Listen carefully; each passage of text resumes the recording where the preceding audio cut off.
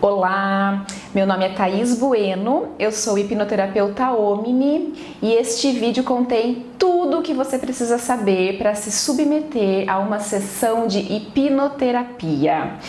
Esse conteúdo é de fundamental importância para você ter sucesso no seu tratamento, então esteja comprometido com a transformação que você está buscando na sua vida e assista esse vídeo inteiro, prestando muita atenção, anotando eventuais dúvidas, porque disso depende até 80% dos resultados que você está buscando, ok? Neste vídeo eu vou fazer algumas explanações acerca de definições, conceitos de neurociência, vou explicar mecanismos da nossa mente subconsciente e também tudo o que ocorre durante o desenvolvimento prático de uma sessão, com vários exemplos práticos de pessoas que eu já atendi. E por que é necessário a pessoa entender essas definições, esses conceitos, esses mecanismos do subconsciente antes de se submeter a uma sessão? Porque, pessoal, para que a sessão de hipnoterapia seja realmente resolutiva, além da gente acessar o subconsciente para limpar esses padrões nocivos de emoções e sentimentos, é muito importante que tudo que a gente visite, digamos assim, durante a sessão, faça sentido lógico e racional também para nossa mente consciente, tá? É muito importante o nosso consciente também ficar satisfeito com tudo que é visto durante a sessão. Então eu uso esses mecanismos da mente subconsciente para, durante a sessão, ir trazendo como se fosse um resumo esclarecedor, para que a pessoa também consiga entender conscientemente o porquê desses padrões nocivos que ela vem reproduzindo, tá? Isso é muito importante. Bom, vamos lá. Para definir o que é hipnoterapia, a gente precisa, na verdade, definir o que é hipnose. E a hipnose, por sua vez, para ela ser definida, é necessário a gente explicar primeiramente três conceitos, que são mente consciente, mente subconsciente e fator crítico. Então vamos lá. O primeiro conceito, mente consciente. Nossa mente consciente é responsável por 5% da nossa capacidade mental, apenas 5%, e ela é responsável por toda a nossa parte lógica, racional, analítica, cognitiva. Então, o que o consciente faz? O consciente julga, justifica, classifica, pondera, então aquela coisa assim, isso é certo, isso é errado, isso é bom, isso é ruim, isso é pra mim, isso não é pra mim. Eu agi dessa forma porque tal coisa, tá? É isso que o consciente faz. E o nosso consciente também é responsável pela nossa força de vontade. Já já eu volto a explicar a força de vontade. Mente subconsciente corresponde a 95% da nossa capacidade mental e é responsável pelas nossas emoções e sentimentos. E o nosso subconsciente, ele funciona com base em padrões de emoções e sentimentos. Ele também é responsável pelos nossos hábitos, tá? Então, o que é hábito e o que é força de vontade? Hábito é tudo aquilo que nós realizamos sem a necessidade de empregar um esforço consciente. E força de vontade, por sua vez, é justamente esse esforço consciente que a gente precisa empregar para conseguir realizar alguma coisa. Vou explicar. Imagina que você não tem o hábito de se exercitar, de fazer atividades físicas. Então, para você conseguir estabelecer uma rotina de atividades físicas, você precisa, num primeiro momento, empregar força de vontade para se exercitar. Porém, se você se exercita com frequência, com regularidade durante um determinado tempo, com o tempo isso vai se tornando um hábito e você passa a realizar isso sem a necessidade de empregar esse esforço consciente, ok? Bom, e agora vamos falar do fator crítico. O fator crítico é um filtro da nossa mente consciente que ele atua rejeitando ou aceitando sugestões externas. Então, toda vez que eu recebo uma sugestão externa, se ela for compatível com um padrão que eu tenho no meu subconsciente, o fator crítico olha para isso e fala, ok, essa sugestão externa pode entrar porque ela condiz com o que eu tenho aqui dentro de programação. Porém, toda Toda vez que eu recebo uma sugestão externa que é diferente de um padrão que eu tenho lá no meu subconsciente, o fator crítico olha para essa sugestão e a rejeita, não deixa que ela entre no nosso subconsciente. Então vou dar um exemplo. Imagina que você é uma pessoa que traz uma percepção, um padrão nocivo lá da infância de, por exemplo, se sentir insuficiente.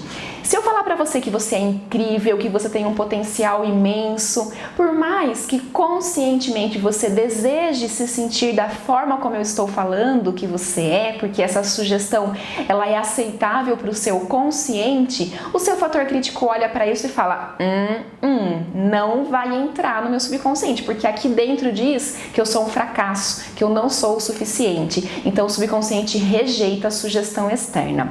Porém, se você tem essa percepção do não sou bom o suficiente, e eu vejo você fazendo algum trabalho, eu falo: nossa, isso daí que você está fazendo, não sei não, parece que não está muito bom. Isso entra com tudo no seu subconsciente, porque o fator crítico olha para isso e fala: essa sugestão de que esse trabalho que eu tô fazendo não tá legal, condiz com a programação que eu tenho aqui dentro, condiz com eu ser um fracasso, de eu não ser bom o suficiente, então pode entrar. Então aí a sugestão externa, ela reforça um padrão que já existe em nós. É por isso que às vezes alguém fala alguma coisa pra gente que nem é assim tão impactante e a gente tem uma reação exacerbada, a gente faz um drama, né? Não é que aquilo que a pessoa nos falou naquele momento desencadeou toda essa reação, é que nós já trazemos essa percepção de lá de trás. Então, o que a pessoa falou apenas reforçou um padrão que já existe em nós, ok? Então, agora vamos definir o que é hipnose. Hipnose é um estado natural da nossa mente em que nós desativamos o fator crítico da mente consciente e instalamos assim no subconsciente uma sugestão externa aceitável. Então, estar em hipnose, pessoal, não tem nada a ver com ficar inconsciente. O que acontece quando nós estamos em hipnose é que nós conseguimos desativar o fator crítico e alterar uma programação, um padrão que existe instalado lá no subconsciente, ok? É isso que é estar em hipnose. E existem dois termos que são importantes nessa definição, que são estado natural da nossa mente e sugestão externa aceitável. Então vamos explicar melhor essas duas coisas que tem aí dentro da definição de hipnose. Hipnose é um estado natural da nossa mente, é algo com o qual nós estamos habituados. Nós entramos naturalmente em hipnose em média 70 vezes por dia, todos os dias da nossa vida, e a gente nem se dá conta disso. De que forma, pessoal? Através da nossa emoção. Toda vez que a gente se emociona, e a emoção pode ser boa ou ruim, né? Positiva ou negativa, toda vez que a gente acessa uma emoção, nós entramos naturalmente em hipnose, tá? Outra coisa, o relaxamento. Toda vez que nós estamos mais relaxados, momentos antes de pegar no sono, por exemplo, nós passamos por um momento de transe hipnótico. Outra coisa, a nossa imaginação. Toda vez que a gente está imaginando alguma coisa, nós estamos naturalmente em hipnose, tá? Outra coisa, a monotonia. Toda vez que nós estamos em uma condição de monotonia, nós entramos em hipnose, tá? E a hipnose, o transe hipnótico, ele altera a nossa percepção do tempo. O tempo passa e a gente não se dá conta. E é por conta disso, da monotonia, que muitas vezes a viagem de volta parece durar menos, né? Porque na ida a gente está com tanta expectativa que a gente não entra em monotonia dirigindo, e na volta a expectativa da viagem já passou, então é mais fácil entrar numa condição de monotonia na viagem de volta, e é por isso que ela parece mais curta, ok? Outro exemplo acerca da monotonia, quando a gente está lendo, a leitura é uma atividade monótona, né? Então você lê uma página, lê duas, lê três, chega um momento em que você lê um parágrafo inteiro e fala: nossa, o que está escrito aqui? Que eu não absorvi nada. É um momento de hipnose que você acessou por conta da monotonia, tá? Outra coisa que burla o nosso fator crítico, ou seja, que coloca a gente em hipnose, são autoridades percebidas. Por exemplo, um médico, um líder religioso, um professor. Se para você essa pessoa representa uma autoridade percebida, tudo que ela falar para você tende a ir direto no seu subconsciente, tá? O seu fator crítico vai olhar para isso e vai aceitar isso como uma verdade absoluta, ok? Outro exemplo. Foco e concentração. Toda vez que nós estamos muito focados, muito concentrados em algo, nós entramos em hipnose. E é por isso que alguns hipnólogos, eles utilizam o pêndulo ou a espiral para induzir ao transe. É por conta da concentração, do foco, ok? E também dores muito intensas também colocam a gente em hipnose. Então a hipnose é um estado sutil, não é algo que quando acontece nós possamos dizer assim, olha, tô sentindo a coisa, tá acontecendo agora. Não, é um estado natural, é um estado muito sutil, tá? E aquele outro termo que era importante na definição de hipnose era sugestão externa aceitável. Por que ele é importante, pessoal? Porque se a sugestão externa não for aceitável, ela não chega nem no fator crítico. É o próprio consciente que a rejeita. Portanto, é mito dizer que se você estiver em hipnose, você vai fazer coisas que você não deseja fazer. Você vai perder o controle da situação. Tudo isso é mito. E esses mitos derivam da hipnose de entretenimento, dos shows de hipnose, né? Onde as pessoas se sujeitam a comer uma cebola e dizer que tem gosto de maçã, se sujeitam a imitar um cachorro, imitar uma galinha. As pessoas pensam, pô, não é pejorativo isso? Então, se a pessoa está aceitando essa sugestão e eu for fazer hipnoterapia, eu posso perder o controle da situação e não tem nada a ver. O que ocorre nas condições de palco, pessoal, é o seguinte, o consciente nosso, ele relativiza, ele não é absoluto. Então, para uma sugestão externa ser aceitável, isso depende da condição do ambiente. Então, em uma condição de entretenimento, a pessoa aceita essa sugestão de imitar uma galinha, de imitar um cachorro, porque ela está envolvida nesse ambiente da diversão e do entretenimento, mas a pessoa só faz isso porque o consciente dela aceitou essa sugestão, né? E o que ocorre muito no palco é que assim, todos nós temos uma programação, né, quase que de nascença ou de infância, de que nós precisamos ser aceitos. Então, nessa condição do show, né, quando a gente coloca na balança, pô, o que pesa mais? O constrangimento de aceitar essa sugestão, imitar uma galinha, imitar um cachorro, ou o constrangimento de não fazer o que a plateia espera que eu faça? Não é mesmo? Então, nessa condição, essa sugestão se torna aceitável e é por isso que a pessoa faz o que ela faz, ok? Bom, e agora vamos falar um pouquinho dos mecanismos do nosso subconsciente. E o primeiro mecanismo que eu quero explicar para vocês é a autopreservação.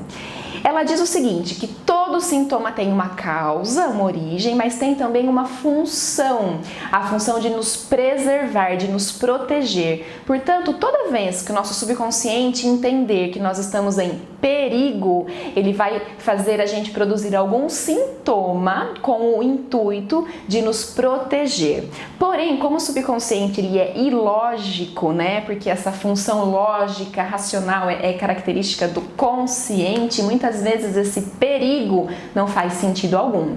Por exemplo, a procrastinação, ela é um sintoma que ela protege as pessoas que sofreram muitas críticas, pessoas que foram muito exigidas, muito criticadas, muito julgadas. Então, a pessoa que procrastina, ela não faz nada. E se ela não faz nada, ela não corre o risco de ser novamente criticada, acusada, tá? Outra coisa, a compulsão alimentar. Compulsão alimentar tende a tornar a pessoa obesa. E a obesidade muitas vezes tem uma função de preservação das pessoas que sofreram algum tipo de abuso. Porque uma pessoa obesa, né, vias de regra, ela deixa de ser atraente. Se ela não for atraente, ela está menos sujeita ao risco de sofrer novos abusos. A mesma coisa ocorre com a depressão, que é um outro sintoma que muitas vezes vem com a função de proteger a pessoa de novas decepções. Se você se decepciona uma vez, 2, 3 vezes, chega um ponto em que a mente fala assim, não vou mais permitir que isso aconteça.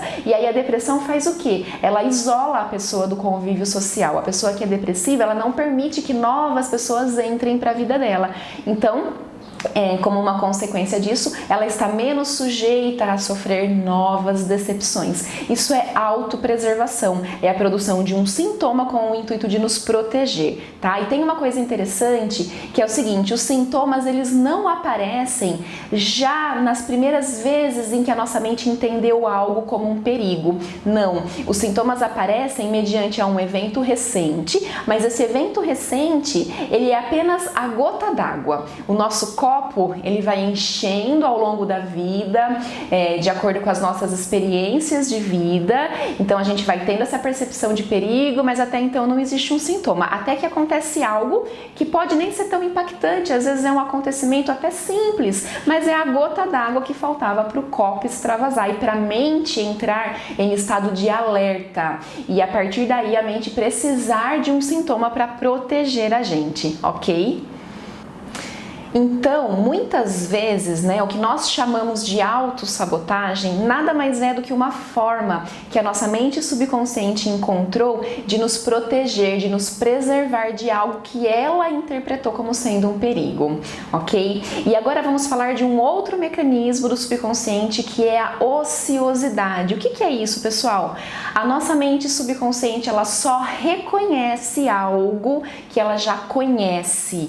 E a nossa mente subconsciente não pensa, ela apenas sente e reage. Então, ela não leva em conta se um determinado padrão nocivo que nós aprendemos lá atrás nos faz bem ou nos faz mal. Nós aprendemos a nos sentir de formas negativas, destrutivas no passado, e é exatamente este padrão de emoção e sentimento que nós vamos reproduzir ao longo da nossa vida. Nós mesmos vamos co-criando situações, pessoas que nos dão a oportunidade de reproduzir esses mesmos padrões nocivos que nós aprendemos lá atrás. Claro que isso é feito de maneira inconsciente, Conscientemente ninguém deseja reproduzir padrões nocivos, mas é isso que a gente faz, ainda que de forma inconsciente, porque a nossa mente só reconhece algo que ela já conhece. Então, muitas das nossas limitações, das situações ruins que nós estamos vivendo, somos nós mesmos que estamos co-criando, porque elas estão nos dando a oportunidade de reproduzir um padrão de emoção negativo que nós sentimos lá atrás, ok? E existe um link entre a ociosidade e a autopreservação, que é o seguinte: toda vez que nós estamos aprendendo algo novo, inclusive uma nova forma de nos sentirmos, como isso ainda não é hábito, a nossa mente emprega um esforço consciente para sustentar essa ação, e isso consome muita energia. Então, toda vez que eu estou aprendendo algo novo, eu desvio até 20% de toda a glicose que o meu organismo está consumindo para um processo mental. E a nossa mente não quer que a gente gaste energia para aprender um padrão novo. A nossa mente quer que a gente tenha energia estocada para, em alguma situação de perigo iminente, a gente conseguir usar essa energia estocada para ou lutar ou fugir. Esse mecanismo de luta e fuga é uma herança da nossa ancestralidade, da época em que morávamos na caverna, por exemplo, que a qualquer momento podia entrar um urso, um leão dentro da caverna, então nós tínhamos que ter essa energia estocada ou para lutar ou para fugir. Então, quando eu apenas reproduzo um padrão de emoção que eu já conheço, eu faço isso sem consumir energia, e isso me permite também me preservar, me proteger. Então existe esse link entre os dois mecanismos que nós vimos até agora, ok? Então agora eu vou trazer um exemplo para explicar o que é a ociosidade do subconsciente. Eu atendi uma pessoa que chegou para mim dizendo o seguinte: Thaís, eu tenho 3 coisas que me incomodam. Eu tenho sobrepeso, tenho compulsão alimentar, não consigo emagrecer, eu tenho fobia de direção, tenho carro, tenho carta e não dirijo, e eu tenho compulsão por gastar dinheiro, vivo endividada. A hipnoterapia me ajuda a tratar essas questões? Eu disse sim. De que forma? Aí eu perguntei para essa pessoa: como é que você se sente por estar acima do peso? Aí a pessoa pensou: me sinto frustrada, me sinto impotente. Ok, como é que você se sente por não conseguir dirigir? Aí a pessoa pensou: me sinto frustrada, é uma sensação de impotência, Como é que você você se sente por estar sempre endividada? A pessoa pensou, ai, é tão frustrante, me sinto impotente. Então percebam, a pessoa tem 3 limitações, mas a forma como ela se sente em relação a essas 3 limitações é exatamente a mesma. Então, no tratamento dessa pessoa, como é que foi conduzida a sessão dela? A gente fez a regressão de memória, eu vou explicar melhor ainda a regressão de memória aqui para vocês. E aí ela acessou uma cena do passado onde ela tinha por volta de 11 anos de idade e ela percebeu que o pai estava envolvido com uma amante e ela não conseguiu contar isso para a mãe e também não conseguiu se impor perante o pai, né? Que o pai era uma figura autoritária, então ela reprimiu toda a sensação ruim que ela teve ao constatar que o pai estava tendo uma amante, né? Aí eu pergunto para a pessoa, durante a sessão dela, a pessoa revivendo essa cena do passado, eu falo para ela, tá, e como é que você se sente aí nessa cena? Com 11 anos de idade, a pessoa fala, me sinto frustrada, me sinto impotente, porque eu quero fazer alguma coisa e eu não consigo. Então percebam, esse padrão de frustração e impotência, essa pessoa aprendeu lá atrás, com 11 anos de idade. Então, por que essa pessoa precisa hoje ter todas essas limitações? Porque essas limitações são oportunidade dela reproduzir o padrão de frustração e impotência que ela aprendeu lá atrás, tá? Então, na sessão dessa pessoa, como é que foi conduzido isso, né? Ela foi conduzida a perdoar o pai, né? A perdoar a amante do pai, né? A pedir perdão para a mãe, porque ela sentia muita culpa por não ter tido condições de contar isso para a mãe, perdoar a si mesma, enfim, ela foi conduzida a ressignificar esse evento do passado, limpando essa emoção de frustração e impotência desse evento. E é desta forma que essa pessoa se torna livre deste padrão, é dessa forma que essa pessoa deixa de precisar das limitações que ela tem na vida dela, porque ela não tem mais a necessidade de reproduzir aquele padrão negativo, ok? Isso é ociosidade da mente subconsciente. Então, ao mesmo tempo que parece que a hipnoterapia atua de uma maneira indireta, não é mesmo? Voltando lá atrás no passado, é justamente o contrário. A hipnoterapia atua justamente na raiz do problema, né? Na origem, na causa. E é por isso que é possível resultados tão satisfatórios, tão expressivos com apenas uma sessão. Porque a hipnoterapia, ela ressignifica esse padrão nocivo na raiz da questão. Na primeira vez que a pessoa sentiu isso. Ok? Outra característica do subconsciente é chamada de mínima ligação entre os fatos. O nosso subconsciente, como ele é meio preguiçosão, acontece alguma coisa, ele pega um elemento aqui, um elemento ali, junta tudo do jeito dele, né? E ele faz a mínima ligação entre os fatos. Então, vou dar um outro exemplo. Uma pessoa que foi atendida com fobia a gato, né? Ela dizia assim, eu não sei como isso começou, porque quando eu era criança eu gostava de gato, eu lembro de ter gato na minha infância, né? Então, como é que foi conduzido o tratamento com essa pessoa? Durante a regressão de memória dela, vou falar de regressão de memória já, ela reviveu uma cena do passado que ela devia ter por volta aí de 8, 10 anos de idade, em que ela estava pronta para sair com a mãe e a mãe falou, não se suje até a hora da gente sair. E a menina foi no quintal e se sujou. E essa mãe era muito brava, né? Ela ficou muito brava, bateu na menina e falou, você vai ficar de castigo na despensa, eu vou sair sozinha e você vai ficar na despensa até a hora que eu voltar, para você aprender a ter modos. E aí na despensa, a gatinha da família estava dando cria. Então, o que aconteceu com essa menina? Ela entrou na despensa em hipnose pela emoção da bronca, da surra. E aí, tudo que ela viu nessa despensa foi essa cena forte da gatinha dando cria, né? Então, isso ficou entrando no subconsciente dela. E aí, o subconsciente dela fez a mínima ligação entre os fatos. Onde tem gato, tem castigo, tem bronca, tem surra. Então, se você ver um gato, foge do gato. Ok? Faz sentido isso, pessoal? Não. Mas o subconsciente é assim mesmo, ele não faz sentido algum, né? E outra característica do subconsciente é que ele não difere a realidade da imaginação. Tudo que nós imaginamos, nosso subconsciente toma como sendo realidade. Eu vou provar isso para você agora. Se você fechar seus olhos e começar a imaginar que você está manipulando limões, cheirando, escolhendo, chegando em casa, né? E inalando aquela sacola cheia de limões, imaginar que você está cortando cortando o limão, que o limão está escorrendo, a hora que você percebe a sua boca está até salivando de uma maneira excessiva. O que é essa salivação excessiva? Ela é uma reação fisiológica que a nossa mente manda o nosso corpo produzir quando nós estamos de fato em contato com o limão. Mas espera aí, eu só estou imaginando. Então percebe que a sua mente não difere o que é realidade do que é imaginação? E é justamente essa característica que é explorada durante a hipnoterapia. Por quê? Como é que a gente faz para ressignificar esses eventos do passado, para trazer uma nova percepção acerca das coisas que nos ocorreram, para tirar essa emoção negativa, associar os eventos do passado a emoções mais edificantes, mais construtivas? A gente faz tudo isso através da imaginação da pessoa, tá? Então, se durante a sessão, para limpar uma emoção negativa, essa pessoa precisar espernear, chorar, bater, xingar, compartilhar com a pessoa que a feriu, que a magoou, a forma como ela se sentiu, né? Perdoar alguém que a magoou, perdoar a si mesmo, né? Pedir perdão por algo que ela sinta culpa ou remorso, qualquer coisa que for feita através da imaginação da pessoa, para o subconsciente dela, isso tudo aconteceu de verdade. Então é dessa forma que a gente faz a ressignificação.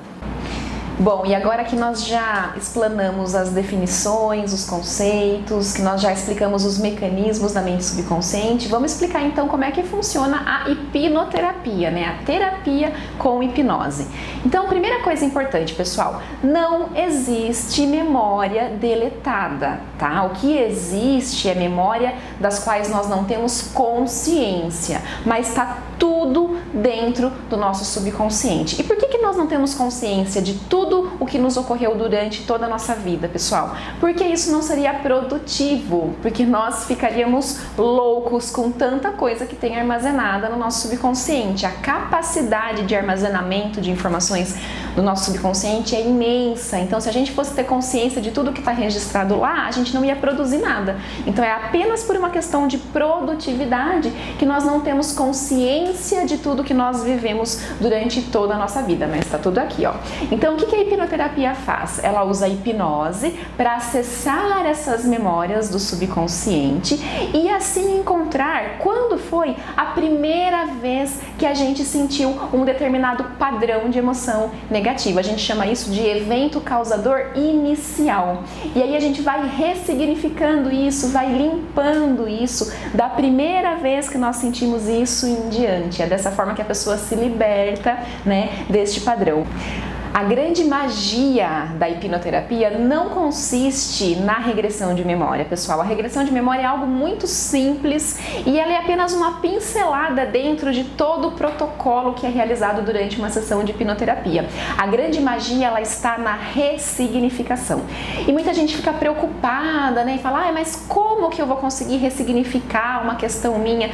Não há com que se preocupar, né? A pessoa precisa simplesmente confiar na técnica e no terapeuta e seguir as instruções que ela recebe. Então, toda hipnose, na verdade, ela é uma auto-hipnose. Não é um poder, um magnetismo por parte do terapeuta que ele toca na pessoa e ele coloca a pessoa nesse estado. Não, é sempre a própria pessoa que vai com a própria mente dela, seguindo as instruções que ela recebe e fazendo mentalmente tudo que é pedido para ela fazer. Então, a pessoa precisa, com a mente dela, imaginar o que é pedido para ela imaginar, sentir o que é pedido para ela sentir, falar, repetir. Então, para ressignificar, a pessoa precisa apenas confiar e seguir as instruções. Essas instruções que a pessoa recebe, nada é invenção, né, do terapeuta. Isso é justamente uma técnica que tem décadas de estudo, de aprimoramento, de comprovação de eficácia. Mas, de uma forma geral, só para você entender, o princípio da ressignificação, ele consiste na dissociação. Tá? Essa técnica faz com que você se dissocie do seu dilema, do seu drama, da sua limitação, para que assim, dissociado disso, você consiga olhar para isso sob uma nova ótica, né? Então é mais ou menos assim, quando a gente está ali envolvido no nosso drama, na nossa questão, é como se a gente passasse por ela dirigindo um carro. Então, de carro, a nossa visão é limitada, a gente enxerga muito pouco à frente, a gente mal sabe o que está acontecendo na nossa volta e a gente tem uma visão bem limitada através do retrovisor, né, do que está ocorrendo lá atrás. E quando a gente se dissocia, é como se a gente seguisse essa viagem de avião. Então, de lá de cima do avião, a gente consegue ter uma visão muito mais ampla, muito mais holística do que está nos ocorrendo ou do que nos ocorreu no passado. Então, é através da dissociação que é feita a ressignificação, tá? E a hipnoterapia ela atua em duas etapas, né? Ela faz primeiro regressão de memória, para a gente ir limpando esses padrões nocivos que ficaram associados aos eventos do passado, e depois a hipnoterapia faz reprogramação. Por quê?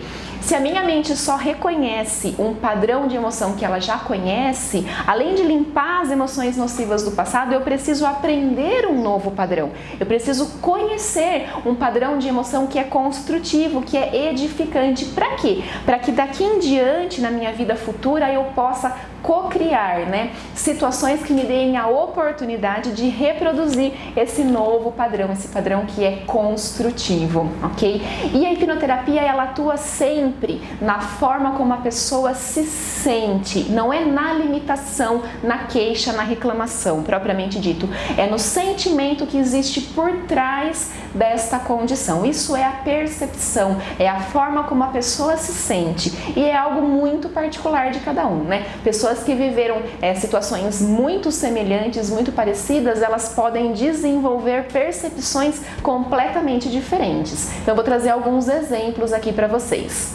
Então, por exemplo, a pessoa que reclama que não consegue esquecer o ex, como é que essa pessoa se sente? Ela se sente presa, acorrentada? A pessoa que não consegue falar em público, ela se sente como? Exposta, vulnerável, invadida, com medo de não ser aceita? A pessoa que tem disfunção erétil, como é que ela se sente? Ela se sente impotente, frustrada, incapaz, inferiorizada, inútil? A pessoa que tem fobia de direção, como é que ela se sente? Incapacitada, dependente, limitada? A pessoa que é compulsiva, ela se sente como? Angustiada, agoniada, desesperada, nervosa, agitada? A pessoa que tem problemas de relacionamento, ela se sente decepcionada, traída, ela sente ciúme, ela sente medo de perder, medo de ser trocada, medo de ser passada para trás. Então é sempre na percepção, no sentimento que a hipnoterapia vai atuar. E existem inúmeros outros exemplos aí, né? Eu sinto inveja, sinto raiva, sinto ódio, sinto culpa e remorso, me sinto irritada, me sinto revoltada, me sinto triste, me sinto ofendida, me sinto desamparado, me sinto impaciente, enfim, inúmeras outras possibilidades de percepção. É sempre aí que a hipnoterapia vai atuar, fazendo a ressignificação disso, ok? Então vamos falar um pouquinho agora sobre a estrutura do tratamento. O tratamento com hipnoterapia é composto por 3 eventos, sendo 2 obrigatórios e 1 opcional. O primeiro evento é a avaliação, né? Então depois de assistir esse vídeo, você vai anotar eventuais dúvidas para trazer para sua avaliação, e aí na avaliação a gente vai tirar essas possíveis dúvidas acerca deste conteúdo e você vai me contar um pouquinho sobre os seus padrões, como é a sua dor, né? Como que isso vem impactando negativamente a sua vida. E eu também vou coletar informações acerca do seu, da sua estrutura familiar, do seu sistema familiar, tanto de origem, com pai, mãe e irmãos, quanto atual, se aplicável, com esposa, esposo e filhos. A avaliação ela tem duração média de 90 minutos e, se necessário, ela pode ser feita à distância, online, ok? Depois da avaliação vem a imersão, que é a sessão de hipnoterapia propriamente dita. A imersão dura aí em torno de 3 a 4 horas. Isso mesmo, é uma sessão longa, é intensa, é profunda, então é importante que a pessoa vá para a imersão bem alimentada, medicada, né, se aplicável, usando roupas confortáveis, despreocupada de compromissos subsequentes, ok? E o período de tempo ideal entre a avaliação e a imersão é da ordem de 1 a 2 semanas, tá? É um prazo aí que é ideal. E aí, pessoal, muitas pessoas apresentam resultados satisfatórios após apenas a imersão. Isso mesmo, muita gente apresenta resultados incríveis apenas com a sessão de imersão. Por que que isso é possível? Porque a hipnoterapia atua na raiz do problema, né? Na origem, na causa, por isso que é possível. Mas algumas pessoas precisam de uma sessão de retorno para alcançarem os resultados almejados. Então, se esse for o seu caso, tá tudo certo, não tem problema algum, e a sessão de retorno nesse caso ela estará inclusa no seu pacote. E o período de tempo ideal entre a imersão e a sessão de retorno, se necessário, ela varia aí entre 30 e 60 dias. Ai, Thaís, legal, mas você me garante que eu vou ter resultados fazendo esse tratamento com você? Não, pessoal, a resposta é não. Não tem como dar nenhum tipo de garantia de resultados, tá? E eu vou explicar o porquê. Primeiro, porque como eu já expliquei, toda hipnose é uma auto-hipnose, então eu sou a facilitadora do processo, mas é a própria pessoa que precisa, com a mente dela, seguir as instruções, sentir, imaginar, falar, repetir, e o terapeuta não tem controle do que a pessoa está fazendo com a mente dela, tá? A gente faz a facilitação desse processo, mas é a própria pessoa que tem que executar essas instruções com a mente dela. Então, só por isso não tem como dar garantias de resultado. E como estar em hipnose não tem nada a ver com ficar inconsciente, muito pelo contrário, você fica consciente o tempo todo durante a sessão. Se você desejar, você pode inclusive blefar durante a sua sessão. Você pode falar que perdoa alguém e por dentro não perdoar. Se alguém aparecer na sua mente na hora da ressignificação, você pode falar para mim, não apareceu ninguém aqui na minha cadeira, né, na terapia da cadeira. Então, isso não tem como o hipnoterapeuta controlar, ok? Só por isso não tem como dar garantia de resultados. Outra razão pela qual não dá para garantir resultados é o que nós chamamos de ganhos secundários. O que é isso? É algum tipo de benefício que a pessoa tem justamente por conta daquele sintoma, daquela condição, tá? Então, se a pessoa põe na balança e o benefício que aquela doença, aquele sintoma está trazendo para ela, pesar mais do que o incômodo, ela vai optar por permanecer com o sintoma. Eu vou dar um exemplo. Eu atendi uma mulher que tem dois filhos, acho que 6 e 9 anos de idade. A gota d'água dela, né, o evento recente que desencadeou o aparecimento do sintoma da depressão, foi um momento em que o marido dela chegou para ela e falou assim: olha, eu tenho uma amante e eu estou me organizando financeiramente para deixar você na casa com as crianças e ir morar com a minha amante. Foi a gota d'água que desencadeou a depressão nela. Ela fez a terapia com hipnose e ela não sarou da depressão. Mas o que aconteceu com essa mulher? Quando ela desenvolveu a depressão, ela ficou tão mal que ela deixou de fazer comida, ela deixou de tomar banho. E aí esse marido, né, que antes ia sassaricar com a amante, ele passou a ficar dentro de casa. Mas não porque ele estava preocupado com ela, ele estava comprometido com os filhos dele, né? Ele pensava, pô, e agora? Quem é que vai dar comida para os meus filhos? Quem é que vai dar banho neles? Colocar eles para dormir, fazer lição? Então, o que o subconsciente dela entendeu?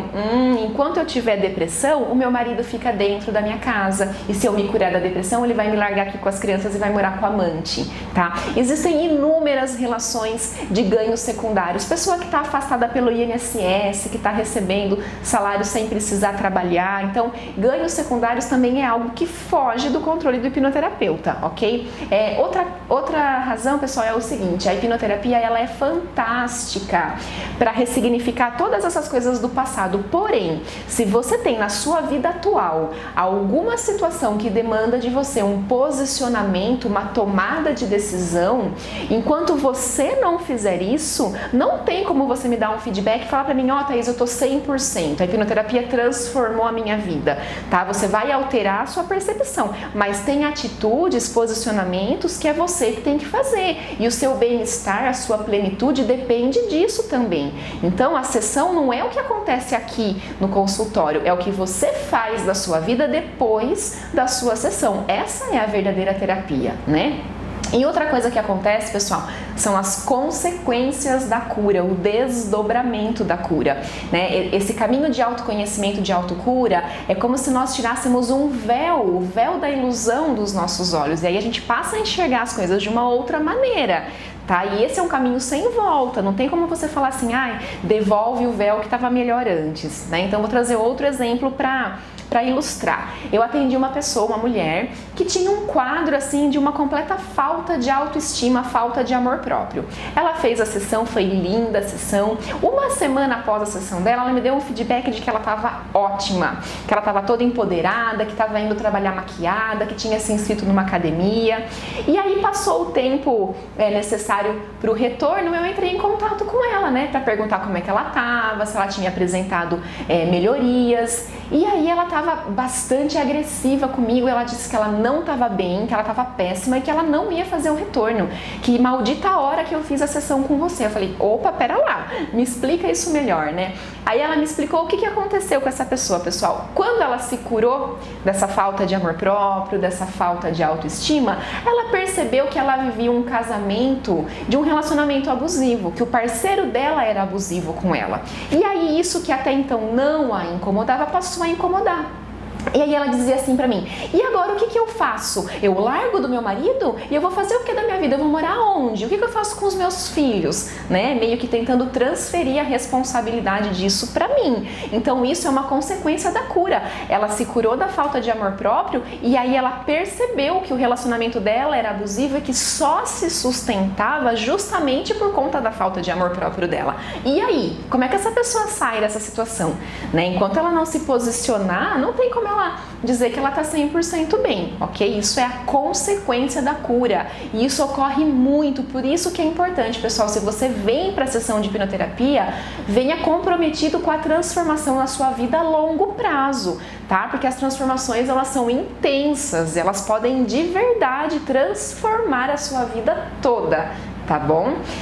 Bom, e agora vamos imaginar o contrário, vamos imaginar que a pessoa vem para a sessão com todos os pré-requisitos, né? Com a consciência do padrão nocivo, que ela vem profundamente incomodada com aquilo, que ela realmente deseja se libertar desse padrão nocivo, que ela siga todas as instruções e que ela não tenha nenhum tipo de ganho secundário. O que essa pessoa pode de fato esperar de resultados? Primeiro, cada pessoa reage de uma maneira. Tem gente que abre os olhos após a sessão e pronto, ela está instantaneamente transformada. Tem pessoas que precisam de um tempo para processar, para elaborar, para assimilar tudo que foi visto durante a sessão. Né? Então tem pessoas que demoram uma semana, um mês, 2 meses para conseguir assimilar tudo isso, né? Mas vias de regra, o resultado não é um passe de mágicas, tá? Ele é uma construção diária. Então diariamente você vai percebendo que é possível sentir de uma outra forma as coisas que vêm acontecendo, mas é necessário dar tempo ao tempo. A gente precisa dar tempo para que a vida siga. A vida precisa seguir, trazendo novos acontecimentos para que aí a gente possa de fato aferir como é que a gente está reagindo a isso, né?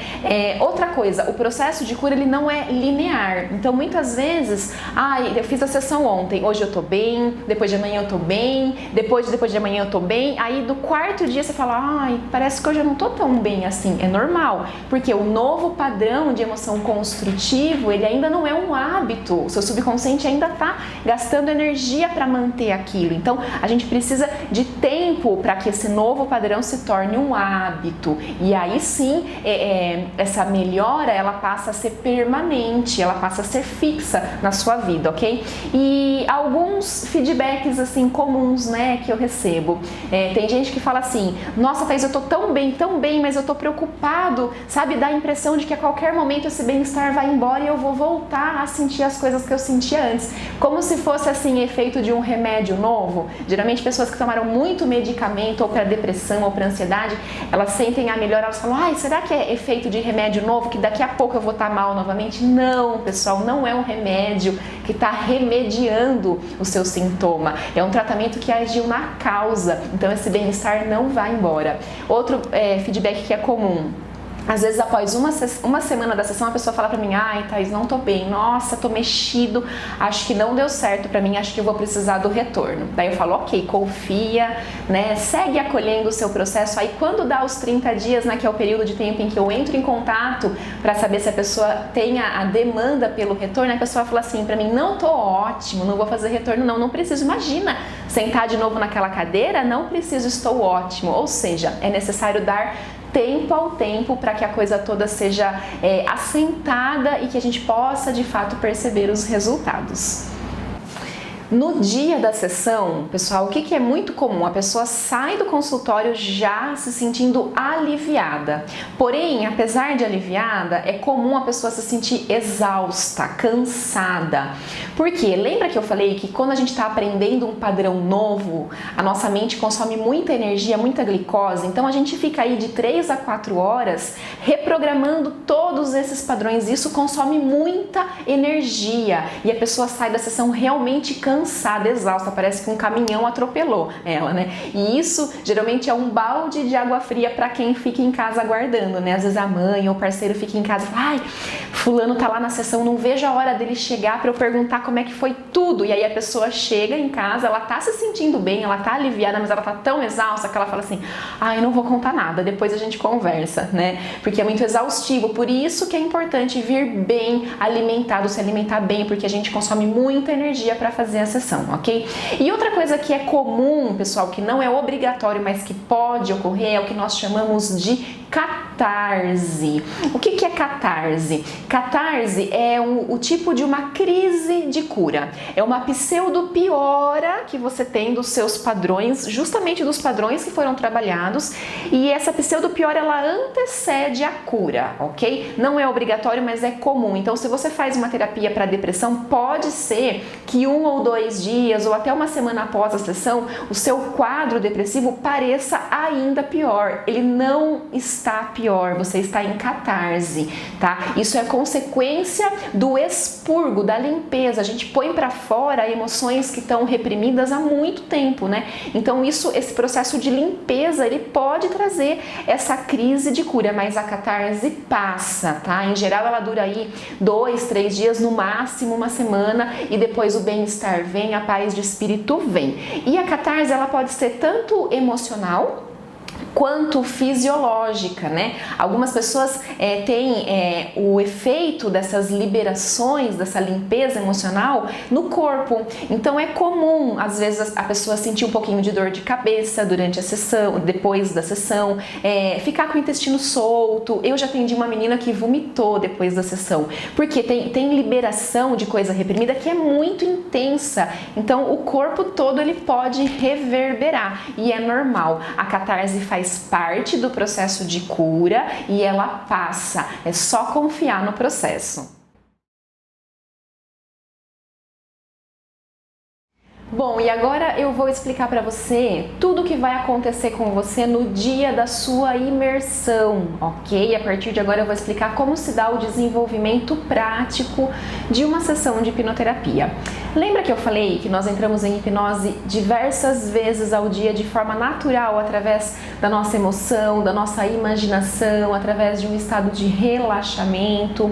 No dia da imersão, você vai entrar em transe hipnótico através do relaxamento e em seguida o seu estado de transe será mantido através da própria dor, da própria emoção negativa que será trabalhada e através da sua imaginação, porque você vai imaginar tudo o tempo todo. Então, só por estar acessando as emoções negativas que nós vamos trabalhar e por estar imaginando, seguindo as instruções, naturalmente você vai se manter em hipnose durante toda a sessão, ok? Então, depois que você segue as instruções da indução pelo relaxamento, é o momento em que é necessário que você se conecte com a sua dor, que você sinta naquele momento a própria emoção negativa que vem te incomodando, que você quer limpar, que você quer se libertar. Então, nesse momento, eu uso informações que você me traz na avaliação para literalmente cutucar a sua ferida,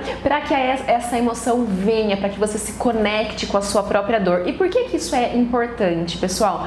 Porque essa é a linguagem do nosso subconsciente. O que o nosso subconsciente usa como um farol, digamos assim, um guia, para fazer a varredura nas nossas memórias, né, e trazer os eventos do passado onde essa emoção negativa foi associada, é justamente a emoção.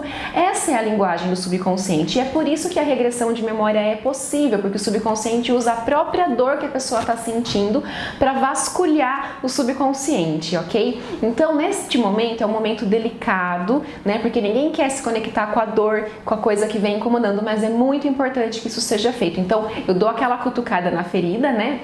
E aí eu começo a dar instruções de que a cada número que eu contar, essa dor, essa emoção vai ficar mais forte. Então eu falo, eu vou contar de 1 a 5 e a cada número que eu contar, essa emoção vai ficar mais forte. Deixa isso vir, deixa isso crescer. Eu começo a contar 1 e essa emoção tá cada vez mais forte. 2, deixa ela vir, deixa ela crescer. 3, bem forte agora te machucando. 4, bem forte como um vulcão prestes a entrar em erupção.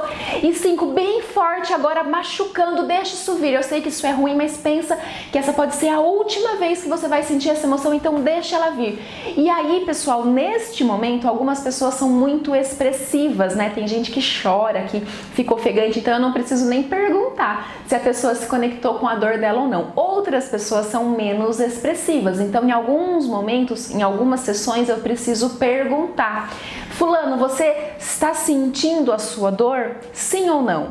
E é muito importante a pessoa ser honesta com ela mesma nesse momento. Então, se por qualquer razão a emoção não tiver brotado, não tiver vindo, é importante você falar: não, Thaís, não senti, não conectei com a minha emoção. Não tem problema algum.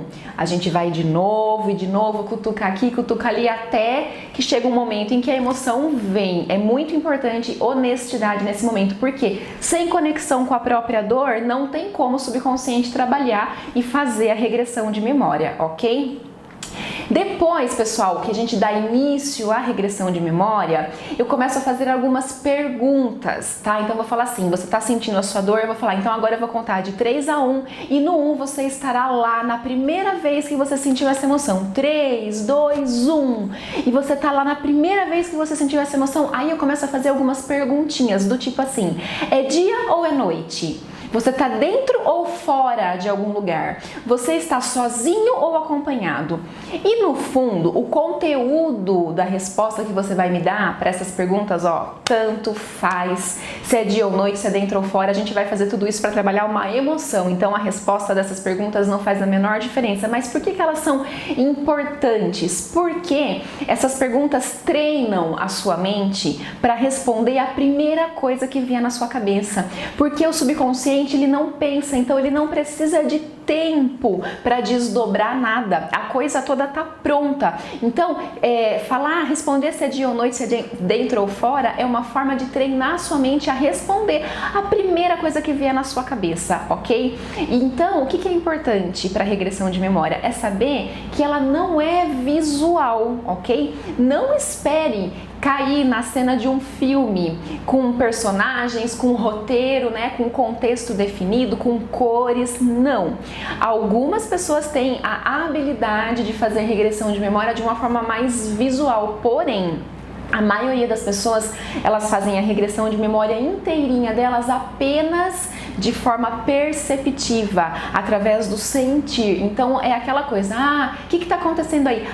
Parece que, é como se, eu sinto que. São sensações, são percepções que vão passando pela sua cabeça. E a construção da regressão de memória, ela se dá de maneira gradativa, ela não é instantânea, não é assim 3, 2, 1 e você tá lá com clareza daquele evento. Não, a coisa é construída devagarzinho, à medida em que você vai verbalizando as sensações, as percepções que estão passando na sua cabeça nesse momento. Então, para a regressão de memória, é importante ficar calmo, confiar que a coisa toda vai ser construída naturalmente. Porém, isso é feito de forma perceptiva.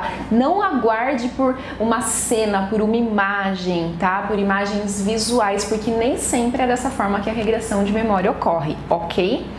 Bom, depois que é feita a regressão de memória, que a gente começa a acessar os eventos do passado onde essa dor ficou associada, aí a gente dá início à ressignificação, né, através da dissociação, mas a partir daí é só seguir instruções que naturalmente a sua sessão vai se desenvolver da melhor maneira. Então, depois que a gente termina de limpar todos os eventos do passado onde essa dor se fez presente, depois que o seu subconsciente não traz mais nada pra gente ressignificar, a gente dá início à reprogramação, né? A exercícios de visualização e de repetição que vão ensinar para sua mente um padrão construtivo, né? Que vão te dar a oportunidade de daqui para frente reproduzir esse padrão edificante de emoção, ok? Então, para facilitar a compreensão de como se dá a regressão de memória, eu vou trazer 2 exemplos de pessoas que eu já atendi. Eu atendi uma vez um rapaz que ele sofria de prisão de ventre, né? Já tinha feito inúmeros exames, nunca tinha sido encontrado nada fisiológico, mas ele tinha, assim, uma limitação que a mente dele não produzia aquela vontade de ir ao banheiro, né? Fizemos a regressão de memória dele, daí comecei as perguntinhas. É dia ou noite? Ele, dia. Você tá dentro ou fora de algum lugar? Ai, tô no quintal. Você tá sozinho ou acompanhado? Ele, ai, parece que tem alguém me observando. Então, percebe? É sempre assim. Parece que, eu sinto que, é como se... Ah, parece que tem alguém me observando. Ok. E depois? O que acontece depois? Aí ele, ai... Parece que eu tô olhando pro céu, é como se eu estivesse olhando pro céu. Tá, que mais? O que acontece depois? Ah, é como se eu estivesse com a calça abaixada. Tá, que mais? Aí a coisa veio, né? A coisa se formou, se fechou e ele disse: eu estava no quintal fazendo cocô e o meu tio que estava me observando me deu uma surra. Então, por aí a gente já entende, né? Porque que ele desenvolveu essa limitação de não produzir mais o desejo, a vontade de ir ao banheiro. Era uma forma da mente dele proteger ele da surra que ele tomou quando ele teve a vontade de fazer cocô e apanhou no passado, né? Mas enfim, por que eu gosto desse exemplo? Para mostrar para vocês que no momento em que essa pessoa falou, ah, é como se eu estivesse olhando para o céu, ele ainda não tinha ideia do que a mente dele estava construindo. Ele não sabia ainda no que aquilo ia dar, aonde aquilo ia terminar. Então, quando ele falou, ah, é como se tivesse alguém me observando, ele foi sentindo, foi acessando essas memórias, essas sensações, ele foi verbalizando, compartilhando comigo, ainda sem saber aonde a coisa ia dar. E até que, né, depois de um tempo a coisa é construída de maneira gradativa, né? E quando a gente entende depois a formação completa, né, dessa regressão de memória, a gente quase que vê, né, uma criancinha assim, né, com a calça agachada e olhando para cima, né, fazendo cocô e olhando para o céu. Então ele se conectou primeiro com essa sensação de estar olhando para o céu. Um outro exemplo que eu gosto bastante de uma mulher que eu atendi, aí na regressão de memória, né, dia ou noite? Ela, eu não sei se é dia ou noite. Eu escolhe a primeira coisa que vier na sua cabeça. Porque pra gente escolher se é dia ou noite, automaticamente a gente fala a primeira coisa que vem na cabeça, né? Então, é noite. Está dentro ou fora de algum lugar? Ela, eu não sei se eu tô dentro ou fora. Escolhe. Ela, eu tô fora. Tá, você tá sozinho ou acompanhada? Ela começou assim, é como se eu tivesse parada do lado de um poste. Aí ela fez assim, de olhos fechados, aí parecia que o poste tava aqui, né? Falei, tá, que mais? Ela, não sei, é uma sensação assim, como se tivesse alguém me perseguindo. Tá, que mais? O que acontece depois? Aí ela construiu a memória dela. Eu fui perseguida por um estranho na rua, né, que me assaltou, enfim. Então a mesma coisa, na hora que ela escolheu, ela estava tão nervosa com a regressão de memória que ela nem sabia o que ela estava construindo ainda, mas ela sentiu de escolher que era noite, de escolher que era fora, até que ela se conectou com essa percepção de estar ao lado do poste, depois que ela entendeu que ela havia sido perseguida. Então é isso, a regressão de memória é gradativa, não é instantânea, e ela se dá sempre através do sentir, ok? E agora eu quero trazer para vocês algumas considerações importantes de coisas que podem te atrapalhar no dia da sua imersão, ok? Vamos lá. Primeira coisa, pessoal, no contexto da terapia, fingir e imaginar é a mesma coisa.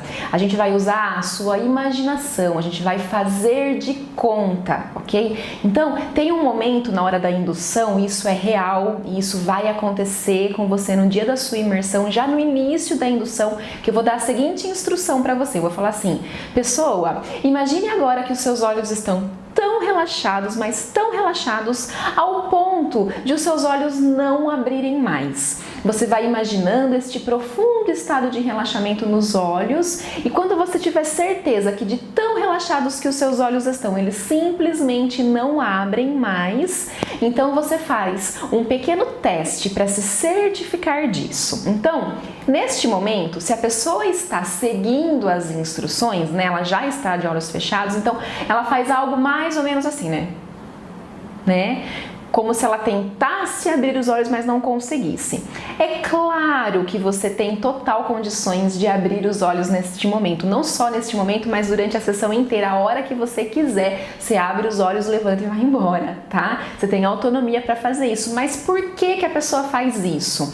Porque ela está seguindo instruções, e a instrução é exatamente isso. Imagina que os seus olhos não abrem e quando você estiver certeza que de tão relaxados eles simplesmente não abrem mais, faz um pequeno teste para se certificar. Então, isso é uma forma que o terapeuta tem de aferir se a pessoa entendeu qual é o papel dela, né? Que é justamente esse papel de fazer de conta. Só que algumas pessoas não conseguem imaginar isso. Aí quando eu explico, a pessoa fala: ah, legal, então você quer que eu finja que os meus olhos não abrem? Eu falo: isso, exatamente.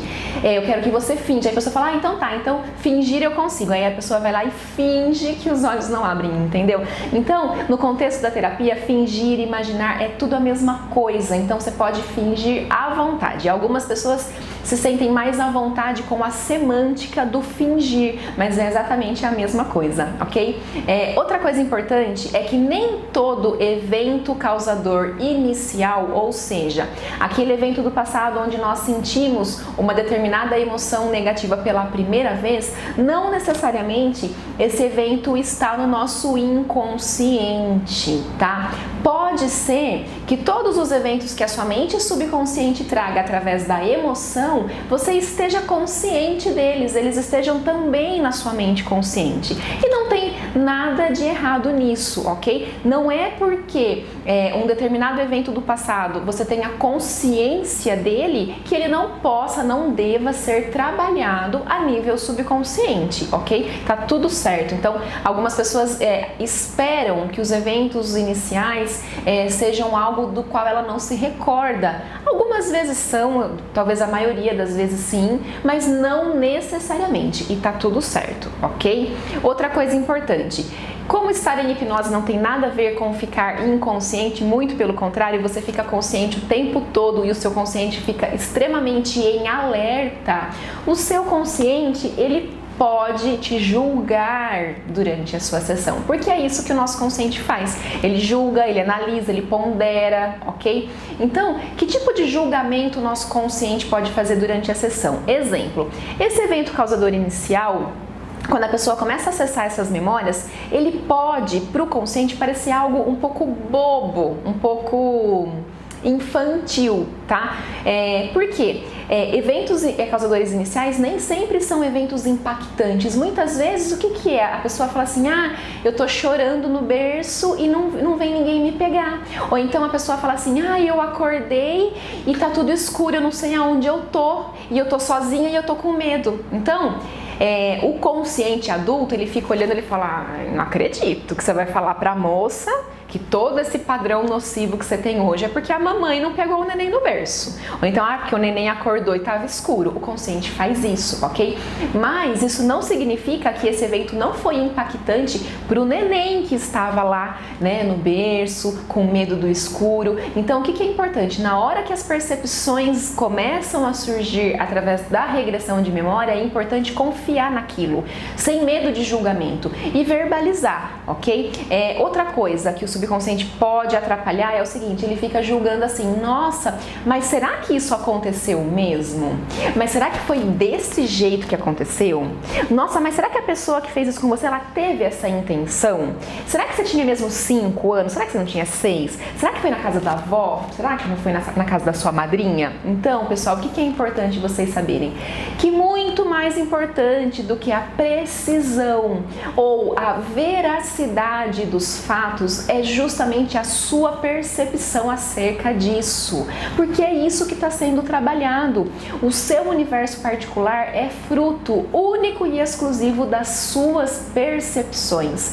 Então, se para você uma determinada cena veio com a percepção de um abuso, por exemplo, não importa se a pessoa, se o agressor teve ou não a intenção de abusar de você, se na sua percepção isso vem com a sensação de estar sendo abusada, essa é a sua realidade. Então esse evento corresponde a um abuso e ponto final, ok? Então não se preocupe com esse tipo de julgamento. Ah, mas será que aconteceu mesmo? Será que foi desse jeito mesmo? A gente vai trabalhar justamente o seu universo particular, que nada mais é do que as percepções que você teve. Outra coisa que o consciente pode atrapalhar é quando aparece alguma coisa envolvendo pai e mãe. Por quê, pessoal?